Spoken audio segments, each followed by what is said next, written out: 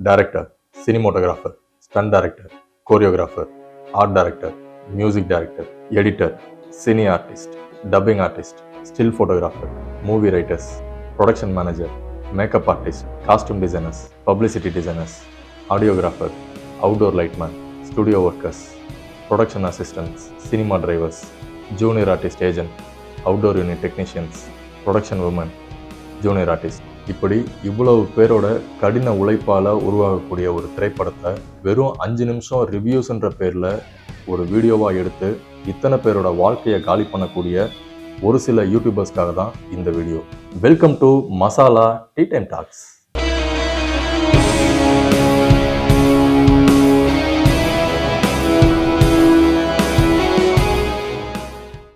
முன்னெல்லாம் ஒரு படத்தை பற்றி நம்ம தெரிஞ்சுக்கணும் அப்படின்னா செய்தித்தாள்களில் வர கதை சுருக்கம் அப்படின்றத பார்த்து படித்து தெரிஞ்சுப்போம்.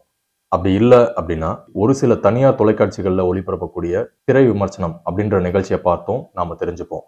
இவங்க சொல்கிற 10ல் 1 இல்லை 2 படங்கள் முன்ன பின்ன இருந்தாலும் மற்ற படங்கள் ஓரளவுக்கு கரெக்டாக இருக்கும். ஆனால் எப்போ இந்த யூடியூப், ஃபேஸ்புக், இன்ஸ்டா அப்படின்னு ஆப்கள்லாம் வர ஆரம்பிச்சதோ அதுக்கப்புறம் நிறைய திரைப்படங்களுக்கு அழிவும் ஆரம்பிச்சிருக்கு அப்படின்னே சொல்லலாம். ஏன்னா ரிவ்யூஸ்ன்ற பேரில் இங்கே ஒரு சில பேர் தங்களோட வன்மங்களை மட்டுமே கக்குற மாதிரி தான் தெரியுது. அதுலேயும் முக்கியமாக நிறைய சின்ன பட்ஜெட் படங்களை இது பாதிக்குது. இதில் முக்கியமான விஷயம் என்னென்னா புதுமுக இயக்குநர்களுக்கும் புதுமுக நடிகர்களுக்கும் வாய்ப்பு கிடைக்காம போகிறதுக்கு இதுவும் ஒரு காரணமாக இருக்குது.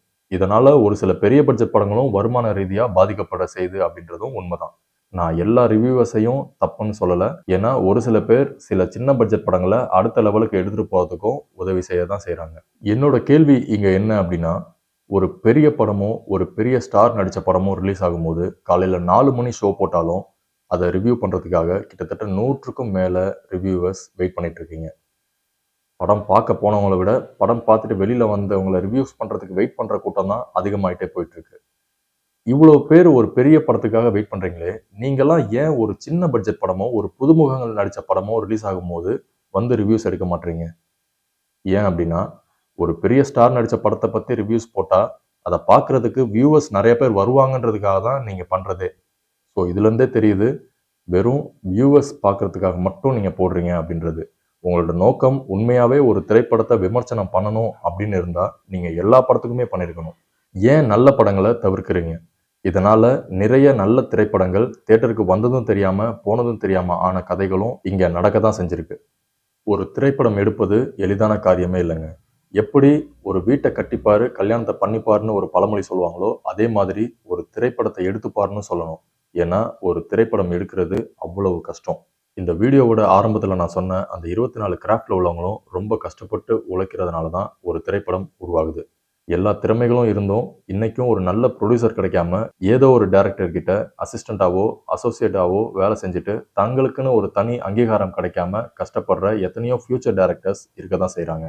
அவ்வளவு ஏங்க ஒரு நல்ல படத்தை உருவாக்குன ஒரு டைரக்டர் அடுத்த படத்துக்கு ப்ரொடியூசர் கிடைக்காம கஷ்டப்படுறதும் நடக்க தான் செய்யுது. நானுமே நிறைய டைரக்டர்ஸை சந்திச்சிருக்கேன். சரி, மூவி ரிவ்யூஸ் பண்ணுறவங்கள பற்றி பேசுகிறேன்னு சொல்லி ஆரம்பிச்சுட்டு இப்போ ஏதேதோ பேசிகிட்டு இருக்க அப்படின்னு தானே யோசிக்கிறீங்க. ரெண்டுக்குமே சம்மந்தம் இருக்குங்க. ஏன் அப்படின்னா உங்களில் சில பேர் மூவி ரிவ்யூஸ் அப்படின்ற பேரில் உங்களோட தனிப்பட்ட விருப்பு வெறுப்புகளை கக்குறதுனால என்ன ஆகுது அப்படின்னா சில நல்ல திரைப்படங்களை உங்களோட ரிவ்யூஸ்ன்ற பேரில் நீங்கள் கொடுக்குறத நம்பி பார்க்காம தவற விட்ட பல பேர் இருக்க தான் செய்கிறாங்க. இதனால் நல்ல திரைப்படங்கள் தேட்டரில் ஆள் இல்லாமல் ஓடாமல் ஒரு சில நாட்கள்லேயே தேட்டரை விட்டு வெளியில் போகிற அளவுக்கு மாறிடுது. இதில் முக்கியமாக யார் பாதிக்கப்படுறாங்க அப்படின்னா அந்த படத்தை ப்ரொடியூஸ் பண்ண ப்ரொடியூசர் அப்புறம் டைரக்டர். ஸோ ஒரு படம் நல்லா இருந்தும் ஓடாமல் போகிறதுனால அந்த ப்ரொடியூசர் அடுத்த படம் எடுக்கிறதுக்கு முன் வரத்துக்கு தயங்குறாரு. இதனால் பல நல்ல கதைகளை வச்சிருக்க டைரக்டர்ஸ் இன்னமும் ப்ரொடியூசர்ஸ் கிடைக்காம சுற்றிட்டு தான் இருக்காங்க. இந்த மாதிரி மூவி ரிவ்யூஸ் பண்ணுற நீங்கள் எல்லாருமே ஒரு 2 நாள் ஷூட்டிங் நடக்கிற இடத்துக்கு நேரில் போய் பார்த்தீங்கன்னா உங்களுக்கே புரிய வரும் ஒரு படத்தில் ஒரு சீன் எடுக்கிறதுக்கு அவங்க எவ்வளவு கஷ்டப்படுறாங்க அப்படின்னு. ஒரு படத்தை எடுக்கிறது எவ்வளவு கஷ்டன்றதும் உங்களுக்கு புரியும். வெயில்லையும் மழையிலையும் அவங்க கஷ்டப்பட்டு எடுத்துகிட்டு வர அந்த திரைப்படத்தை விமர்சனன்ற பேரில் நீங்கள் கெடுத்துட்டு இருக்கீங்க அப்படின்றது உங்களுக்கே புரிய வரும். எல்லா படங்கள்லையும் நிறைகளும் இருக்குது, குறைகளும் இருக்குது. நிறைகளை நிறைவாக சொல்லுங்கள், குறைகளை குறைவாக சொல்லுங்கள். குறைகளை குறைவாக சொல்லணுன்றதுக்காக தான் அதை குறை அப்படின்னே சொல்கிறோம்.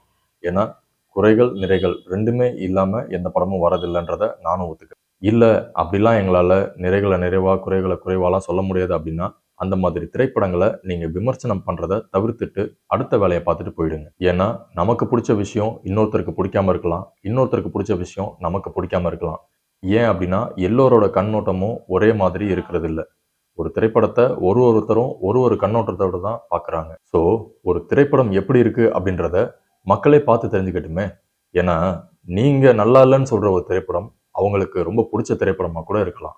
குறிப்பா நான் கேட்டுக்கிறது ஒண்ணே ஒண்ணுதான். இந்த படத்தை பத்தி மக்கள் கருத்து என்ன அப்படின்னு ஹெட்லைன்ஸ் போட்டு இந்த படம் ரிலீஸ் ஆன அன்னைக்கு தியேட்டர் வாசல்ல நின்னு படம் முடிச்சுட்டு வெளியில வரவங்கள மைக்கை நீட்டி மிரட்டுற மாதிரி ரிவ்யூ சொல்லிட்டு போங்க அப்படின்னு சொல்றதை விட்டுட்டு அட்லீஸ்ட் ஒரு 3 நாளைக்கு தியேட்டர் பக்கம் போய் ரிவ்யூஸ் எடுக்காம அந்த படத்தை ஓட விடுங்க. ஏன்னா இந்த படத்தை நம்பி தான் பல பேரோட குடும்பம் வாழ்ந்துட்டு இருக்கு. அவங்களோட வாழ்க்கையை கெடுக்கிற மாதிரி இதுக்கப்புறமாவது செய்யாம இருங்க. இதெல்லாம் ஏன் சொல்றேன் அப்படின்னா ஆல்ரெடி ஏஐ அப்படின்ற டெக்னாலஜி வந்ததுனால திரைத்துறையை சேர்ந்த பல பேர் இன்னைக்கு வருமானம் இல்லாம கஷ்டப்படுறாங்க. ஸோ நீங்களும் அவங்க வருமானத்தை கெடுக்கிற மாதிரி கண்டதை போடாம நிறைகளை நிறைவாகவும் குறைகளை குறைவாகவும் சொல்லி ரிவ்யூஸ் பண்ண பழகுங்க. அவங்களோட வாழ்க்கைக்கு நீங்களும் உங்களால முடிஞ்சதை கான்ட்ரிபியூட் பண்ணுங்க. இது போன்ற பல சுவாரஸ்யமான வீடியோக்களை பார்க்கணும்னா மறக்காம எங்களோட சேனலை சப்ஸ்கிரைப் பண்ணுங்க. இந்த வீடியோ உங்களுக்கு பிடிச்சிருந்தா மறக்காம லைக் பண்ணுங்க, கமெண்ட் பண்ணுங்க, உங்களோட ஃப்ரெண்ட்ஸுக்கு ஷேர் பண்ணுங்க. மீண்டும் வேற ஒரு சுவாரஸ்யமான வீடியோவோட உங்களை வந்து சந்திக்கும் வரை உங்களிடமிருந்து விடைபெறுவது உங்கள் சசிகுமார். காத்திருப்போம். ஜெய் ஹிந்த்.